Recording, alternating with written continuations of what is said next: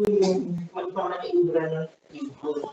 Actually, ang first part ng ano natin, magdadasal lang tayo, tapos kung sino po yung may konting mensahe, memories na gusto niyong i-share sa bawat isa, i-share po natin. Ito po yung pagkakataon na mabibigyan natin si Nanay Edita ng parang pasasalamat o yung pag-rose, yung pag-alaala sa magaganda niya pagbibigay po rin sa kanya. Tapos, meron po kami flower offering, sasamahan po natin yun ng konting prayers. Yun po yung mahalaga doon, yung bawat prayers po, Panginoon Diyos na may nag-aari ng aming buhay, na siyang nag-ahari noon, ngayon at magpakailanman, Panginoon, sa mga oras ng ito, Panginoon, pinasasalamatan ka namin, binibigyan ka namin ng kapulan, Panginoon. At sa mga oras na ngayon din, Panginoon, dinadalangin namin sa iyo, itinataas po namin sa iyo si Nanay Edita, Panginoon. Naway tanggapin niyo siya sa inyong ari-araw. Kahit gano'n kayo na mga nagong magaganda dito sa mundo na siya kayo nabubuhay. Panginoon, inikilig din po namin ang kanyang maluwalhating kapayapaan, ang kanyang maluwalhating pagitan sa aming daigdig, Panginoon. Pagdamat alam namin, may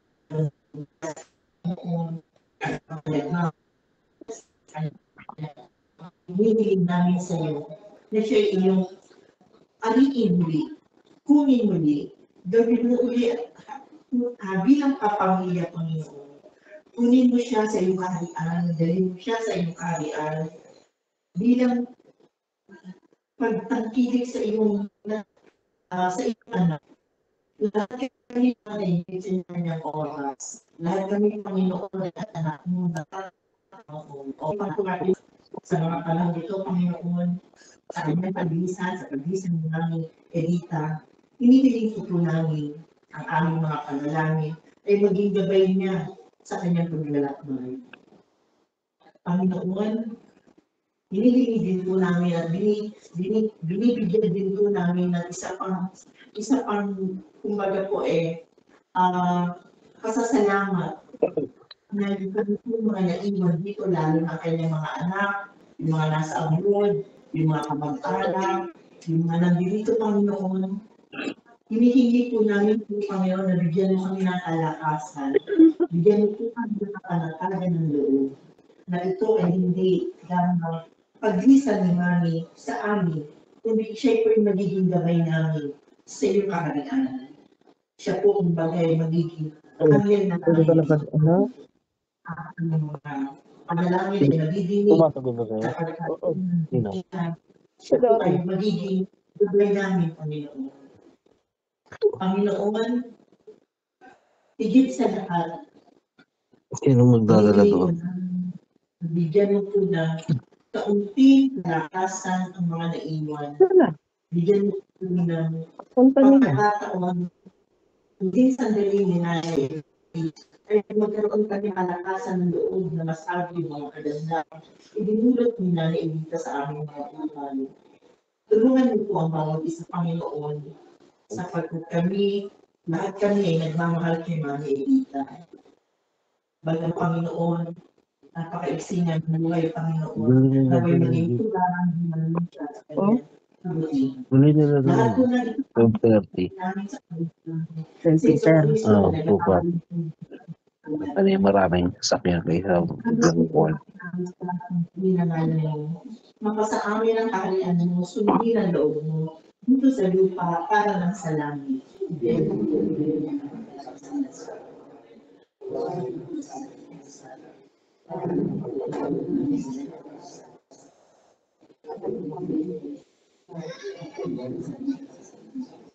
Aba, Ginoong Maria, napupuno ka ng grasya. Ang Panginoong Diyos ay sumasayo. Bukod kang pinagpala sa babaeng lahat at pinagpala naman ang iyong anak na si Jesus.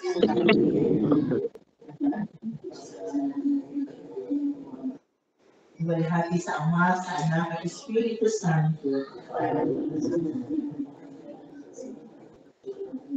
Amen. Sa ngayon na naman, anak ng Diyos Espiritu Santo. Amen.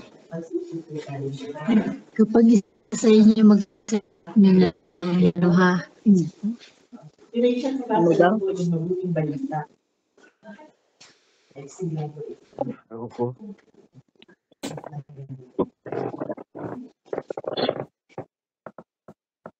I reading from the very last and according to St. John. Do not let your lives be troubled. Have faith in God and faith in me. In my Father's house there are many dwelling places. Otherwise, how could I have told you that I was going to prepare a place for you?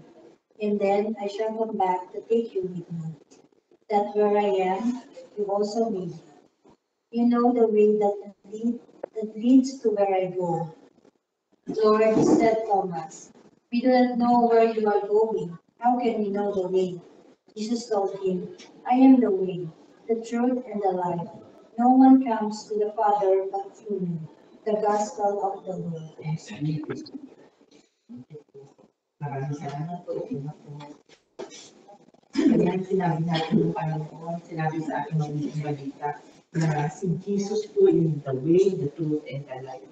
Tsaka sabi nga, lahat tayo, bibigyan tayo ng kanya-kanyang pwesto, kanya-kanyang kwarto sa langit. So, naniniwala po kami na lahat tayo, tayo mga Katoliko, naniniwala po kami na lahat tayo ay kalalagyan sa langit. At may kanya-kanya nga lang oras ng pagtawag. I just remember si Nanay, siya 1951 siya, no? My mother is 1949. So yung attending ng kanyang wedding, nanay at nanay, halos pareho ng mga wedding ng kapanahonan dito. Ang nanay natin, sabi ko. Kaya kanina pa ako nanonood, sabi ko parang nanay ko lang, tsaka tayo. Pwede po yung mayor si Joel. Sure. Hindi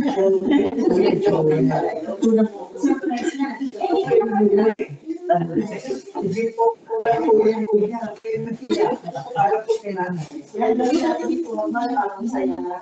Ano yung sabihin?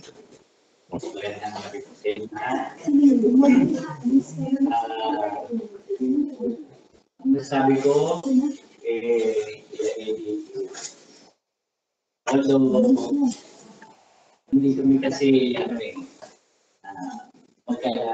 kami masyadong nakikita dahil bahay, ang si Tia Ide, Eddie is napakabait na tao. Masayahin, laging sabi natin yan, laging nakalitingan. Yun lang yung gusto sa kanya eh. Inuusap mo, laging nakakiti. Pero, ay pagka strict na siya, hindi pwede ganito, hindi pwede ganyan. Pero kung maayos naman yung ginagawa mo, wala namang problem sa kanya. Yun na nga, yung nakikita ko sa mga pinsan ko, si Eddie Boy, Cheche, sa akin yun eh.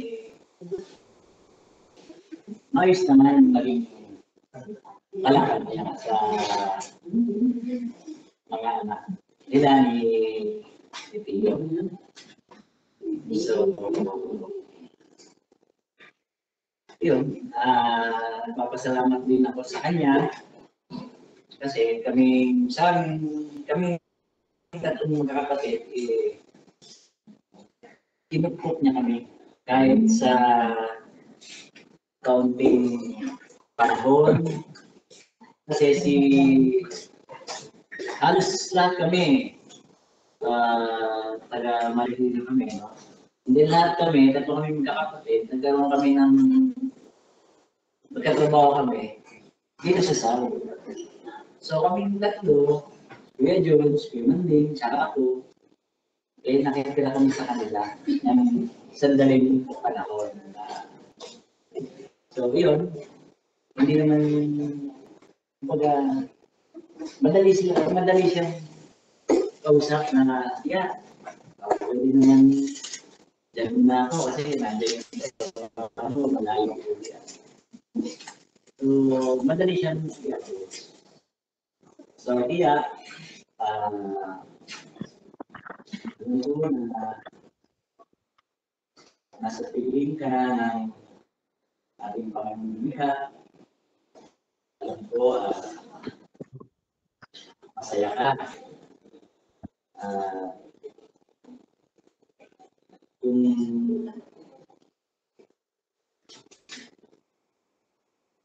nakita kayo, yung papa, yung mimi, tsaka yung ibang pang kapatid.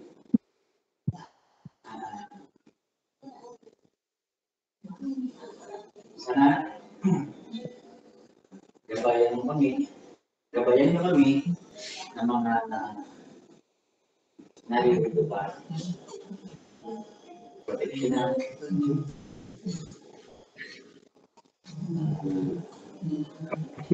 Kaya, maraming salamat. Yun lang po, masasabi ko.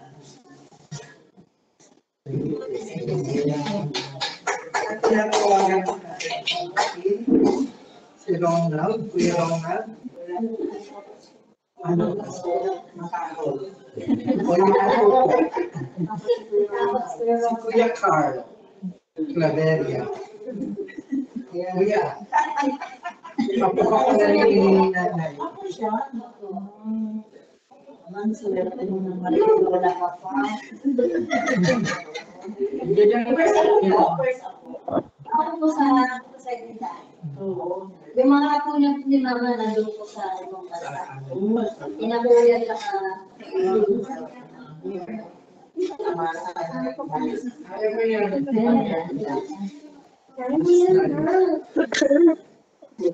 Kahit hindi ka na pwede makapakit.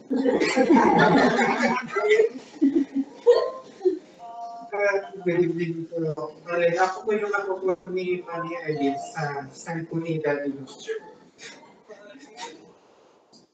Pero si Manny Ellis po, first na ano po namin sa kanya, first impression ko sa kanya is stricto po.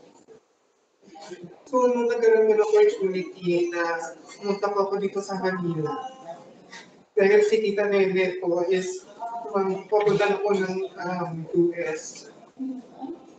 So, pinag po yung opportunity kasi after graduation po, ang dream ko talaga is mag-work sa Makati. So, nung nandito na po ako sa Manila, nagana po ako ng trabaho.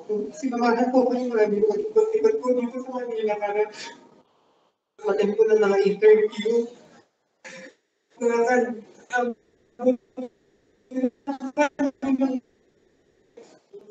Pati na naging mga layang pila namin. Talagang sinamahan ako ng amin. Tapos, lagi yun may baon na biscuit na pinaghahalian namin. Para lang, lagi ano lang kami kapag natawag yung pangalan ko na kakakon pa rin sa sala for the interview. So, doon ko na-appreciate yung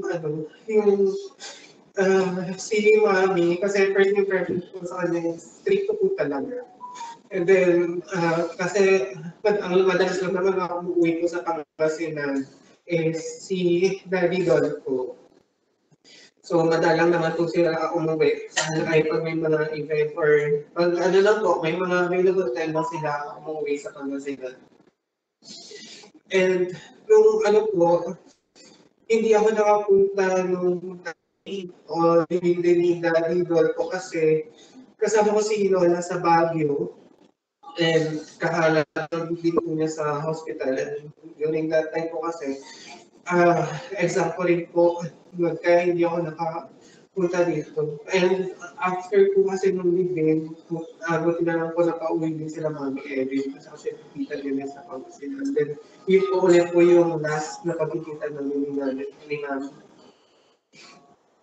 And then, thankful po ako kay Mami kasi kada event or kada may activity, hindi niya ako, parang hindi niya lang ako iniiwan sa bahay. Lagi niya ako sasama.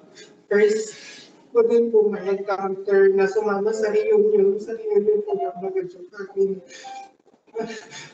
Kasi sa mga kaibigan po namin, sila mama, dalawa lang po sila magkapatid nila dito. Eh, wala nang nagaganap na reunion.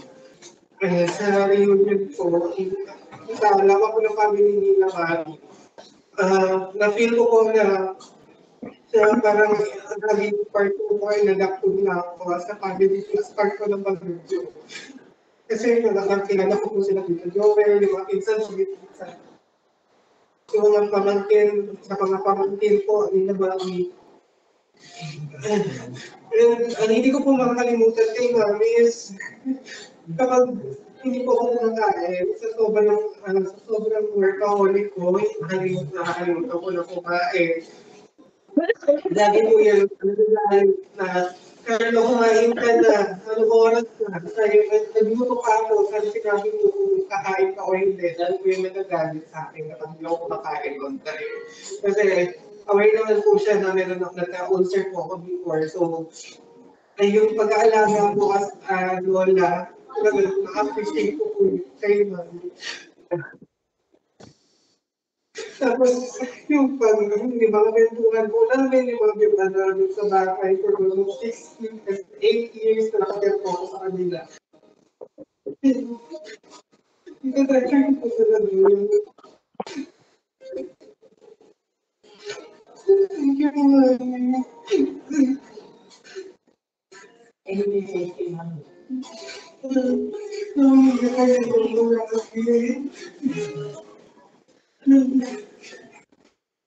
Kasi kinabi lang, hindi ko ako nakapag-open ko ako yung problema ko. Yung mga boys ko, Mami, hindi ko makakalimutan yun. Yung pagtayari ko yan, doon.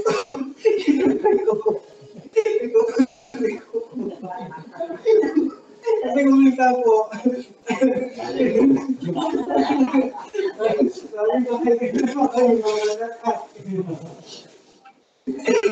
Minsan po, bibiro ko kami kahit nasa hospital yan, nakakonfine, kahit baka may magdaan ka po ano dyan. Kasi ano lang, kaya matutong meron na. Pero katayo ko malapit yung combination yung kami. Kaya yung patry ko po yan. Kaya sabihin namin. Isa pa nga naman, bahagi mo lang sa amin. Basta alam ka family ko, sabi yung number na yun.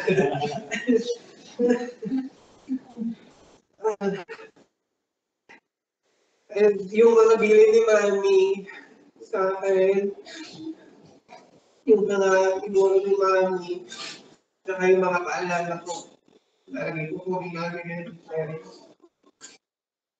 Dalawa-dalawa po kami ni Tita. Kung si Tita na po yung pag-ikritik ng mga niluluto ko sa bahay. Kasi so, kung minsan po, pagkakalunod ko sa Mami kung ano yung gusto ng ulam, kung ano po niya, kahit hindi ko kabisado kung paano po lutuin yun. So, ginagay po ako ni Mami kung paano po yun lutuin.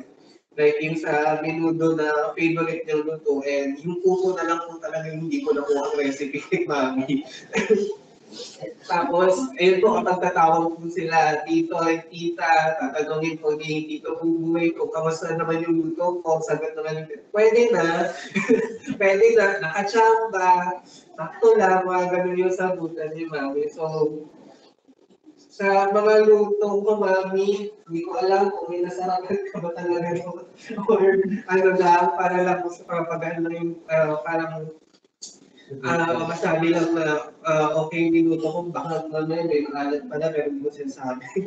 Or ano, ayun po kami, yung, alam ko naman po na,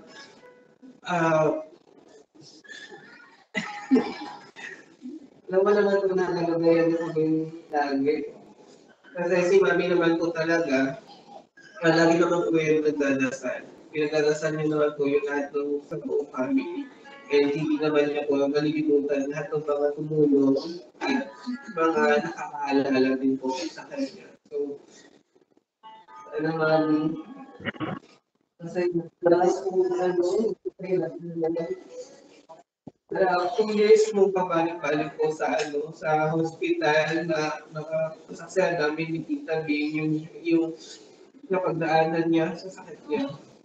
Yung yung mga hirap niya yung sa mga hindi na siya makuhanan ng dugo or hindi na siya matusukan dahil wala na yung hindi na makuha yung na sumasambog na yung veins niya. So ilang beses siyang pinutusukan. So, ano lang po namin yun. Yung tipong kahit, parang ako yung pinutusukan kahit si mami na yung pag-initignan. Tapos pag yung bigla siyang parang matutumba na gugulat na lang kami. Tapos, ang mamimiss ko po lagi is yung doorbell. Kung hindi po kami sumagot doon sa doorbell, tatawagan niya kami sa messenger, Carlo, paabot naman nung remote, pa-adjust naman nung electric fan, or pa-open naman yung aircon. So, yung last na message niya sa akin is magluto na ng pagkain kasi pauwi na sila tito at tita. Yun yung pinaka-last message. Kaya maraming salamat sa lahat. Nauna yung iyak bago yung tatlo. Yun lang po. Salamat po. Tawagin mo po natin si Ate Rowena.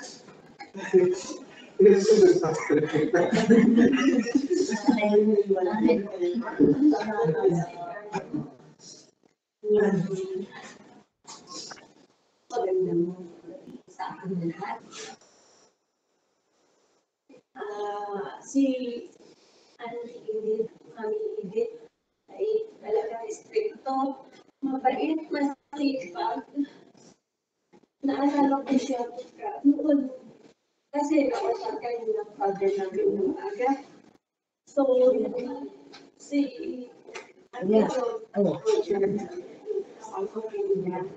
kapatid ng nanay ko, sila po yung tumulong sa akin sa amin. Magkapatid ng aral. College ako, secret namin. Punta ako dito sa kanila. Ako ay nag-ahatid sa mga bata sa Naples na nag-aaral sa mga pinsan ko malilipas nila. Pero si auntie talaga maaga yan, na gumigising, nakulong ang naging ko dahil sa work nila. Doon niya, binibenta niya yun. Talagang workaholic si auntie. Ibinibenta niya yung mga gusto na yun sa office, sa trabaho nila sa pabrika. Yun yung talagang naano ako sa kanya na talagang kahit na talagang masigasig si auntie kung ano. So, talagang masipag si auntie yun ang talagang nakano ko sa kanya. Tapos magaling siya mag-advise. Nagsibi siya ng second nanay ko, mother ko, kasi nga, sila rin ang tumulong na sa amin na makakatalo sa pag-aaral ng college. Kasi yung mother ko, teachers, pero tatlo kami magkakapeters, pero may kasi kapatid na hindi valid. So, tumulong sila sa amin. Isa pa nung kay Asi, yung namatay ang nanay ko. Talagang sila rin ang nag-guide sa amin ng mga anak ko. Mga advices niya sa mga anak ko at sa akin.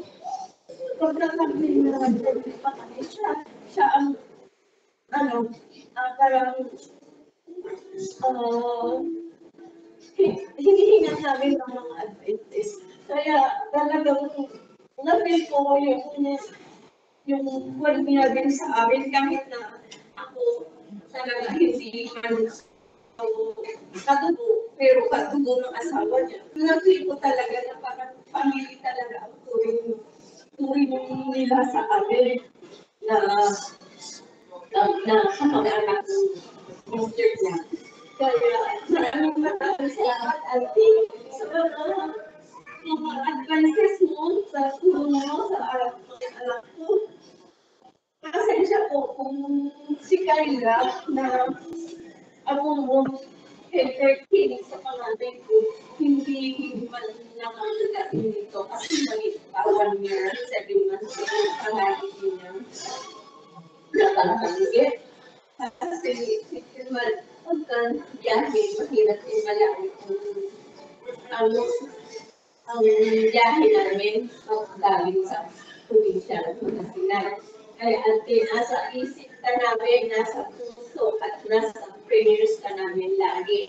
Hindi ka namin makakalimutan. Salamat sa lahat. Salamat sa lahat. Salamat po. Kaya naman po tawagin namin si Edinburgh. Kuya, ikaw na. Kuya! Salita Ha? ka! Ang salita, volume ko na lang. Ayan, kuya, magsalita ka.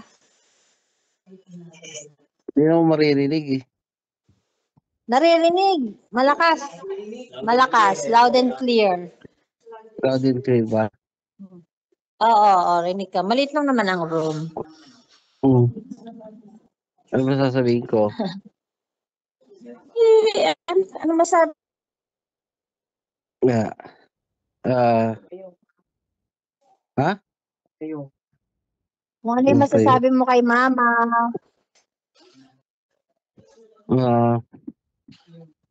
Mga memorable ano mo kay mama. Oo.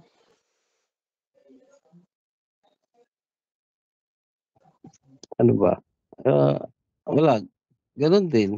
Wala na? Ano? Hindi, ano. Si Sige, mama naman, salita ko lang. gaya ng nasabi ng iba, si mama, friendly. Friendly yan. Masiyahin. Tapos, approachable. Madaling lapitan. And then, yun. Saka, stricto na si mama. Kung ano yung tama, kailangan dun lang. So, syempre, lumaki tayo, alam natin lahat yun. Although medyo may katigasan ng ating mga ulo,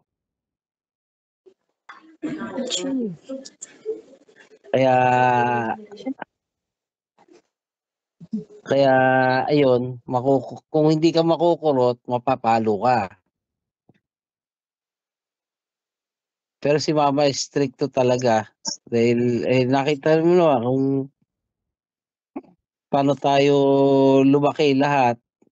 Medyo ako maloko. Dala-dala ko pa yung magandang pagdisiplina niya sa atin. And then, syempre, nagpapasalamat din ako sa lahat ng kaibigan ni mama na na-appreciate siya. Dahil pala kaibigan si mama eh. Madali siyang lapitan. Pero hindi madaling mautangan. Di daw. Meron pang mga hindi nagbabayad, Char. Kaya nga. Dahil madali siyang kausap eh. Pagka napalagay na yung loob niya, and then, hindi naman natin masasabi. May iba na nag-take advantage sa kabaitan niya o sa yung pagiging matulungin niya. Pero, syempre, nasa tao na yun. And then, yun lang. Sa masaya-masaya siya pagka nakikita niya yung mga apo niya. Si mama, may konti lang yung words na maririnig mo sa kanya, pero lahat ng emotion at saka ng attitude, makikita mo sa kanya eh. Minsan lang siya magsalita pero may meaning. Kaya para sa lahat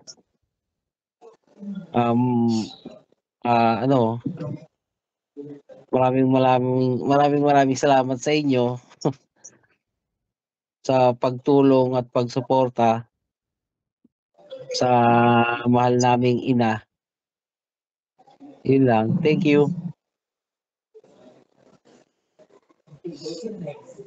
Roslyn? Kuya, thank you po. I think talagang, alam naman natin kung gano'ng kabait si Mami sa mga anak. Kasi ako, talagang very siya. May iniwan talagang kabutihan. May iniwan na talagang hindi natin malilimutan. Next. Roslyn? Sana siya na. Roslyn. O, ikaw na, Ne. Ako na.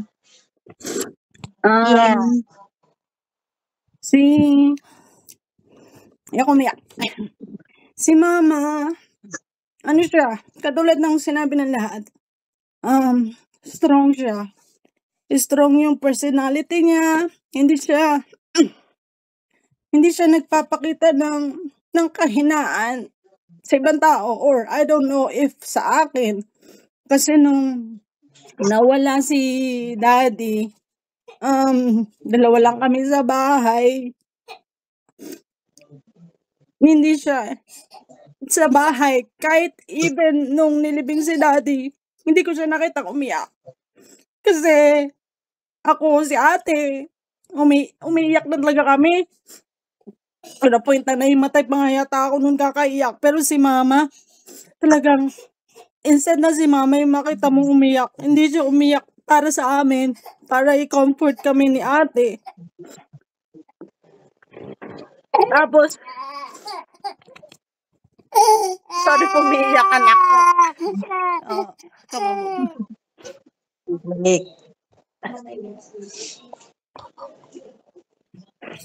So, siya, strong siya, yung personality niya. Gusto niya na makita ko sa kanya na matatag siya. Para hindi din ako, hindi ako ma-down ng sobra kasi dalawa lang kami noon. Tapos, si Mama, ang alam ko si Mama, madiskarte siya sa buhay. Sobrang madiskarte siya to the point na naalala ko, sabi ni Mama noon, or sabi ni Daddy na pumunta daw sila ng Manila. Kasi sabi ni Mama, mas malaki daw yung opportunity sa Manila. Before, nangungupahan lang kami. Tapos ngayon, nakapagpatayo sila ng sarili nilang bahay. Tapos ngayon, may apartment na. So, napaka-diskarte ni Mama to the point na gusto niya talaga na maging maayos kami magkakapatid, na may matutuluyan kami na sarili na naming bahay. Tapos sabi ng iba, like katulad ng sabi ng iba, si Mama is strict. As in, super strict si Mama talaga. Sobra. In a good way. Strict si Mama na bawal kang umuwi ng sobrang gabing-gabi. Na kapag uuwi ka ng sobrang gabing-gabi o magpapaalam ka sa kanya, sasabihin niya na, saan ka na naman pupunta? Ba't ganito ka uuwi? Sino kasama mo? Tapos, i-message ka niya every 5-10 minutes para malaman niya kung nasan ka na. And strict din si Mama when it comes to yung sa nanliligaw.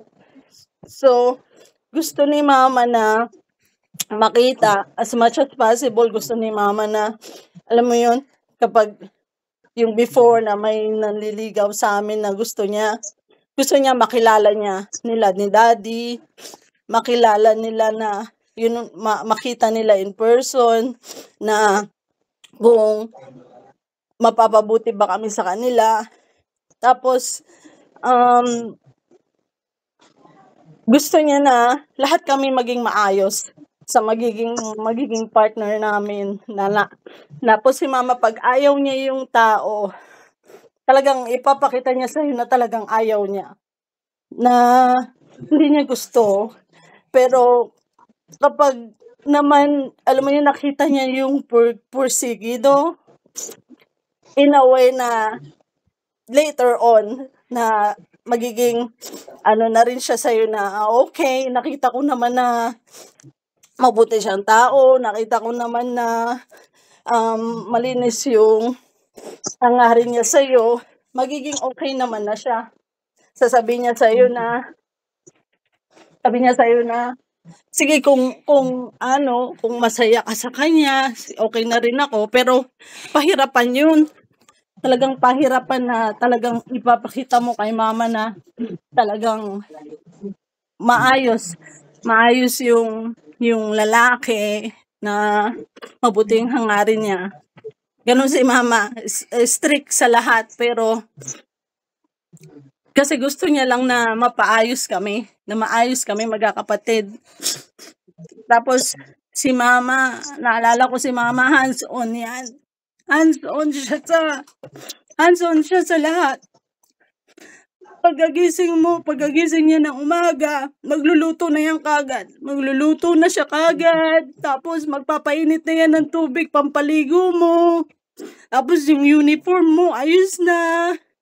Ang gagawin mo na lang is gigising ka, kakain ka, maliligo ka, tapos papasok ka na. Ganun si mama, na lahat okay na. Gusto niya na pag-aalis ka, okay na lahat, aalis ka na lang, kakain ka na lang. Kasi gusto niya na, alam mo yun, na parang siya nang gagawa lahat para sa'yo. Ganun si mama, na naalala ko nung nag-aral pa ako, kahit nung nagtatrabaho pa ako, ganun siya, na ready na lahat para sa akin. Tapos si mama, ano yan, doon ko siya madiskarte siya, carpentero yan si mama. Hindi ko alam kung nag-aaral siya ng carpentry, pero siya yung nag-aayos kapag may sira sa bahay. Kapag may gusto siyang gawin, like cabinet or drawer, siya yung gagawa. Makikita mo siya dun sa rooftop, nagpupukpuk siya, o kaya sa baba, nagpupukpuk siya. Siya yung gusto niya na, siya yung gumagawa ng lahat, na nire-repair niya. Tapos, ano pa ba? Gusto niya na gusto niya na laging malinis yung bahay, na kapag madumi yung bahay, sasabihin niya sa'yo na, hindi mo ba nakikita yung kwarto mo, punong-puno na ng ang dami-dami ng dyan, daga. Hindi ka man lang maglinis, hindi ka man lang ganun si mama, pag na gusto niya pa laging yung maayos, malinis yung bahay. Kanino kwarto ba yun? Kaninong kwarto ba yun? Hindi ko alam ngayon. Kay ate na sigurong kwarto yun. Hindi nga akong i-booking. Ano ba yan? Joke. Tapos, siguro, ang huli ko na lang sasabihin na, kasi, many years na simula nung umalis si kuya, tumira siya sa Canada. Tapos si ate, nagtatrabaho siya sa Singapore. So, dalawa lang kami, especially nung nawala si daddy. Tapos sabi niya sa akin noon, tanda ko pa yung kaya, parang ang sakit-sakit sa akin. Sana mama, naging okay ka na. Sabi niya kasi sa akin nung umalis ako, kasi titira ako dito sa US. Kasi before, ayaw niya si Marcos, kasi nga foreigner, alam mo, hindi niya alam yung kung ano yung dito sa US. Akala namin lahat na pag pumunta ka dito, alam mo yun, na madidiscardya ka, papatayin ka. Kaya takot na takot si mama nun na aalis akong mag-isa. Tapos sabi niya sa akin nun na, akala ko, nandito ka lang sa tabi ko. Akala ko hindi mo ako iiwan. Akala ko kapag nagkasakit ako, nandito ka, aalagaan mo ako, katulad ng pag-alaga mo kay daddy mo. Sabi ko kay mama, sorry. Kaya sabi niya, wala naman akong magagawa kung gusto mong umalis. Kaya, ang sakit-sakit. Sana ba't napatawad mo ako, Mama? Salamat po sa lahat. Napalaki mo kami. Napalaki niyo kami ni Daddy ng mabubuting tao, mabubuting anak, na lahat ng mga, alam mo na kahit na stricto ka, alam mo yun na hanggang ngayon, katulad ng sabi ni Daddy, Kuya, na dala-dala namin yung mabubuting mga sinabi mo sa amin, na pagpapalaki mo sa amin, na kami magkakapatid. Sana nasa maayos ka, Mama, kasama mo si Daddy sa heaven, kasi okay naman na kaming tatlo. Tsaka huwag kang mag-alala, katulad ng sinabi mo na i-promise namin, we will take care of each other, we will take care of ate. Mahal na mahal ka namin, Mama. Sorry, wala ako dyan. Alam ko gusto mo na palagi akong nandyan. Sorry po, wala ako dyan. Pero masaya ako at alam kong masaya ka kasi nakita mo yung mga apo mo in person. Ano mo, nakasama mo sila, si Ezekiel and Daenerys, at nakita mo rin ako, si Marcus. I know and I believe, sana maayos ka. I mean, sana napatawad mo ko, and yung sinabi mo kay Marcus na you're happy because we visit you and you see yung mga apo mo. So, masaya ako kasi, nagkaroon ng chance na magkita-kita tayo ulit kahit na ganyan kahit ganun yung sitwasyon mo na sobrang payat mo, mas mahina ka na. Mahal na mahal kita, Mama. Mahal na mahal kita sobra. Sorry po kung kung may naging pasaway po ako. Sorry po, Mama. Sana ngayon masaya ka na. Kasama mo si Daddy. Kasama mo yung kapatid mong iba. And alam ko, sabi nila bawal daw po magpasalamat. Pero masaya po ako sa mga bumisita po, sa mga tumulong sa ate ko, sa mama ko, especially nung may sakit si Mama, lahat ng mga taong nandyan. Na-appreciate ko po yun. Na-appreciate po namin lahat. Huwag ka mag-alala, Mama. Maayos na kami. Sana gabayan mo kami, kayo ni Daddy sa heaven. Na alam mo na nandiyan pa din kayo, na hindi kayo mawawala. Nandiyan palagi kayo sa isip at saka sa puso namin. Salamat, Mama, sa lahat. I love you. Yun lang po. Sorry po, mahaba.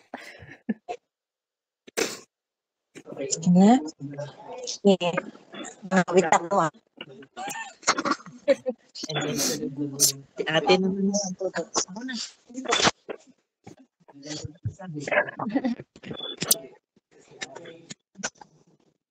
Bagay naman po natin si Rachel.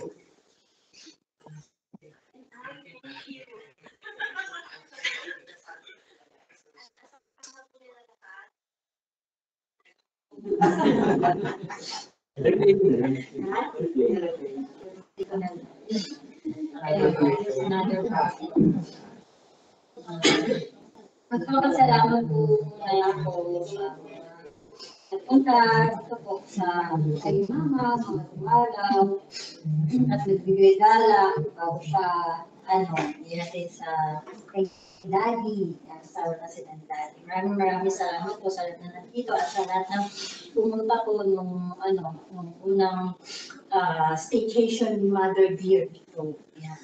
So, ayun nga po, yung tulad po ng sabi ng lahat na simula doon sa unang nagsalita, is stricta po talaga si Mama. Yeah. So, yun,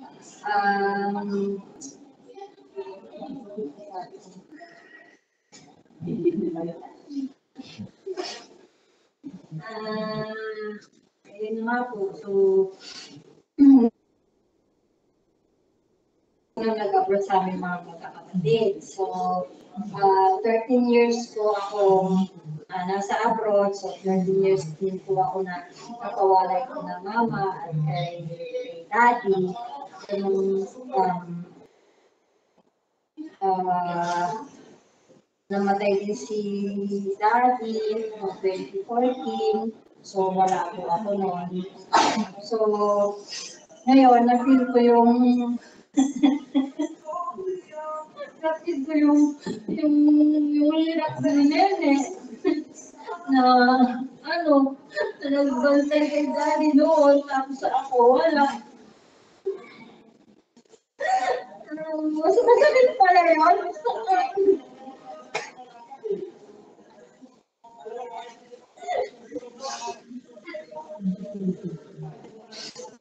Sobrang pala yun na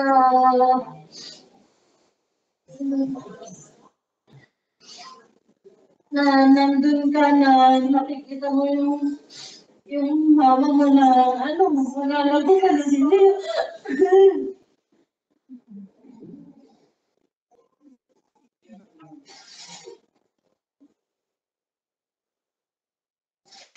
And mama,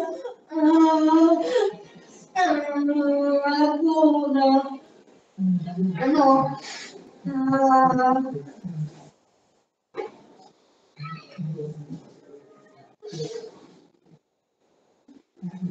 hindi ko lang kung galing ka sa akin or ano, sa mga, ano mo, ano na lang, nasa hospital kami, sabi ko kay mama, ano, mama, uminom ka na ng gamot mo, sige ka, ano, papagalitan ka ni Lord, ka. Tapos sabi niya, hindi na, ay, ano ba, kasi meron instances na sabi niya na, ano, na, sana mapatawad daw siya ni Lord. Sabi ko, pinapatawad ka na ni Lord na, sige na, uminom ka na ng gamot mo.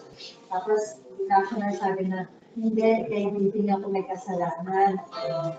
So, sabi ko, bakit ka may kasalanan sa akin? Sabi niya, basta, meron akong kasalanan sa iyo. Sabi ko, sige na, pinapatawad na kita, mama, uminom ka lang ng gamot. Alam ko naman kung ano yung sinasabi niya.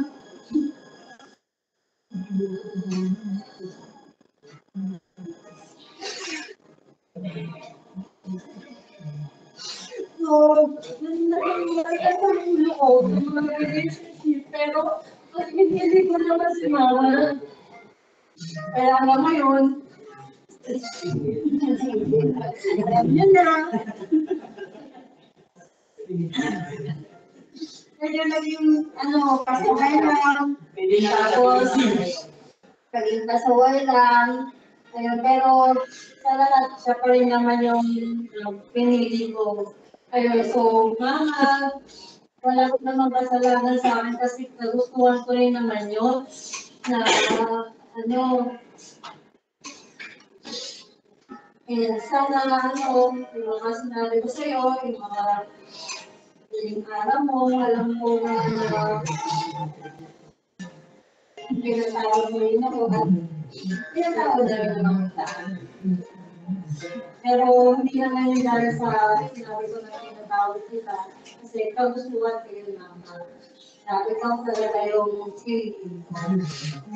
So, ayun, maraming salamat and sana, ano, gabayan mo pa rin kami and huwag kang mag-alala na maayos naman kami talaga, mama. So, huwag ka nang mag-alala. Yung sinasabi mo na huwag nila akong pababayaan kasi alam ko sinabi mo yun kasi alam ko na natakot ka na kasi ako na lang mag-isa, sila kuya, sadyak na. Pero huwag ka mag-alala, mama, kaya ka naman sa sarili ko. Basta huwag ka nang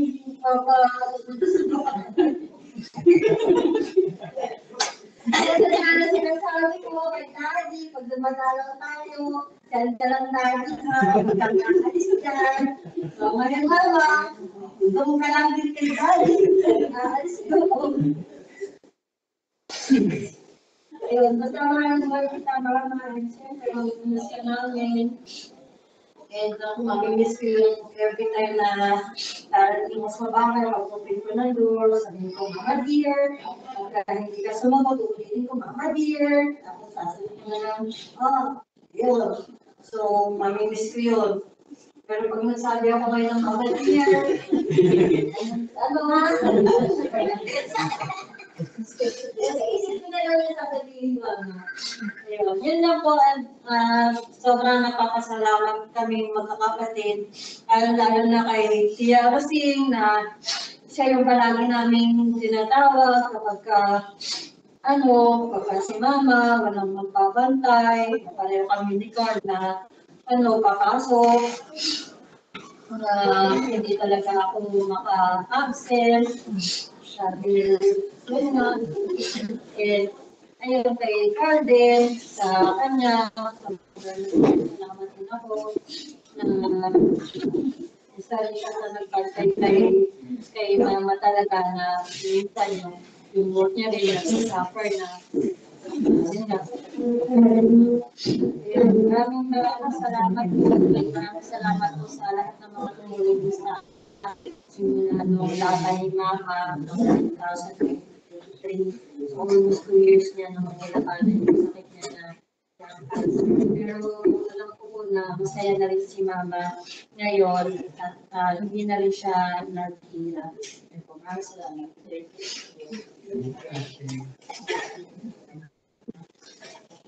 Dahil na tayo sa class, mag-open ng flowers and then send a little prayer. Yan po. Pila-pila na lang po.